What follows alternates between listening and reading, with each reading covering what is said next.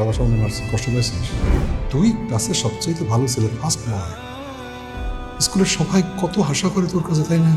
টাকাটা ছিল না তো, তোর ওই ম্যাডাম নিজের কানের দুল বিক্রি করে টাকার জোগাড় করে দিয়েছে। কি অদ্ভুত জীবন না! কেউ চড় খেয়ে বিপদে চলে যায়, আর কেউ চড় খেয়ে জীবনের ঠিকানা খুঁজে পায়। তুই হচ্ছিস আমার সেই ছাত্র, সব ছাত্রী গেছিস আমার কল্পনার থেকে বেশি। তুই আমার একটা ছেলে, ওকে একবার বাবা বলে জড়িয়ে ধরবি।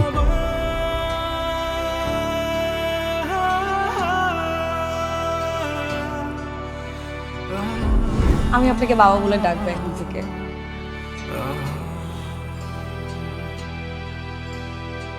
তুই তো আমার মেয়ের পারবি।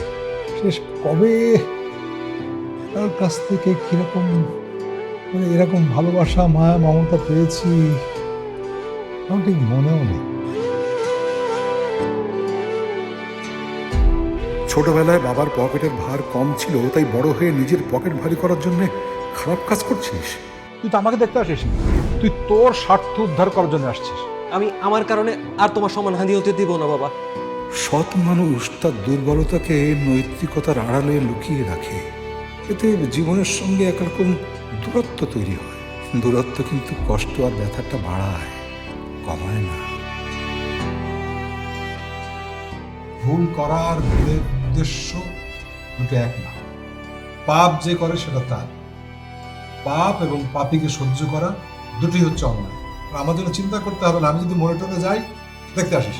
মানুষ আসলে কেউ খারাপ হয়ে জন্ম নেয় না, পরিবার, পারিপার্শ্বিকতা, লোভ, ভোগের জন্যে খারাপ কাজ করে ফেলে। লোভ, লালসা, ভোগ এসব এড়িয়ে যাওয়াটা কঠিন, কিন্তু সেই কঠিন কাজ করতে পারাটাই বড় মানুষের পরিচয়।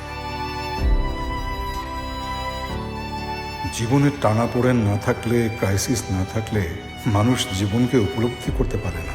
ক্রাইসিস ওভারকাম করার চেষ্টা থেকেই মানুষ পরিণত হয়, মানুষ মানুষ হিসেবে তৈরি হয়।